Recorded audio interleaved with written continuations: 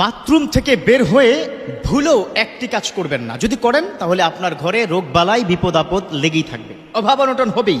অনেকে প্রশ্ন করেন, হুজুর কেন, কি কারণে? বলছি, খুব মনোযোগ দিয়ে শুনবেন। এখন থেকে 30 বছর আগে বাইরে যখন বাথরুম ছিল, অ্যাটাচ ছিল না, 30 বছর আগে, তখন ওটা নিয়ে আমার কোনো অবজেকশন নাই। But my objection is attach bathroom নিয়ে। অ্যাটাচ বাথরুম সেটাও আমার অবজেকশন না, বাট অবজেকশন হচ্ছে বাথরুমের মধ্যে গিয়ে কি করেন। আমরা বর্তমান সময় অ্যাটাচ বাথরুম পাওয়ার পরে খুব বেশি পরিমাণ, যুবকরা তোমরা খুব বেশি পরিমাণ করো, সেটা হচ্ছে খোলামেলা হয়ে তোমরা কি বাথরুম করো, করো না? খোলামেলা হয়ে কি গোসল করো, করো না? এখান থেকে যে তোমার বিপদ আসে তুমি সেটা বুঝতে পারো না, অনেক বিপদ হয়। তাহলে বাথরুমে যখন তুমি প্রবেশ করবে, তুমি কি করে প্রবেশ করবে? আল্লাহ রাসূল কি শিক্ষা দিয়েছেন? Listen to me very very carefully. আমার বিশ্বনবী তিনি কি শিক্ষা দিয়েছেন? আমার বিশ্বনবী তিনি শিক্ষা দিয়েছেন, যখন তোমরা বাথরুমে প্রবেশ করবে তখন তোমরা বাম পা দিয়ে প্রবেশ করবে এবং প্রবেশ করার সময় তোমরা একটা দোয়া পড়বে, আল্লাহুম্মা ইন্নী আউযু বিকা মিনাল খুবুথি ওয়াল খাবায়েস।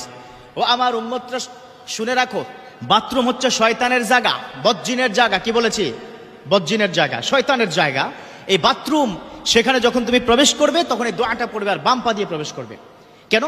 কারণ হচ্ছে আমার বিশ্বনবীকে বলেছেন সেখানে খান্নাসটা থাকে, খাবিসটা থাকে, বদজিন্নাতরা সেখানে থাকে। এজন্য বলেছে আল্লাহুম্মা ইন্নী আউযু বিকা মিনাল খুবুসি ওয়াল খাবায়েস। আল্লাহ, আপনার কাছ থেকে শয়তান ও খবিস, খান্নাস, বদজিন থেকে হেফাজত চাই। এর মানে কি? বাথরুমের মধ্যে সেটা আছে। এবার আসুন, বাথরুমে গিয়ে খোলামেলা হয় কি গোসল করার পরে অনেক ধরনের রোগ হয়। এর মধ্যে একটা বিশেষ রোগ হচ্ছে যৌন রোগ, অনেকের হয়। অনেকে আমাকে বলেন, আজ থেকে বাথরুমে যুবক বন্ধুরা খোলামেলা হয়ে গোসল করা বন্ধ করো, ইনশাআল্লাহ তাআলা তোমরা পরিপূর্ণ সুস্থ হয়ে যাবে। এবার আসো, বাথরুম থেকে বের হওয়ার পরে আমরা যেই ভুলটা করি, সে ভুলের কারণে ঘরে রোগ বালাই লেগেই থাকে। 1 নম্বর হচ্ছে, বাথরুম থেকে বের হওয়ার সময় একটা দোয়া আছে, সেটা আমরা পড়ি না, পড়তে হবে। বাথরুমে ঢুকতেছো, শয়তান থেকে আশ্রয় চাইবা, বাথরুম থেকে বের হবা, আল্লাহর কাছে শুকরিয়া জ্ঞাপন করতে হবে। কারণ একটা রিল্যাক্সের জায়গা হচ্ছে বাথরুম, তাই না? আপনি দেখবেন প্রচন্ড পরিমাণ যখন প্রেশার হয়, আপনি যদি বাসে থাকেন, কোনো কারণে যদি বাস না থামায়, তাহলে কি অবস্থা হয় আপনার বলুন তো? অথবা কোনো অফিসে আছেন, বিশেষ কাজ, বসের সামনে আপনি কি দাঁড়িয়ে গেছেন, স্টুলের প্রেশার অথবা ইউরিনের প্রচন্ড পরিমাণে প্রেশার, সেটা যদি আপনি ত্যাগ না করতে পারেন, কষ্ট হয় না?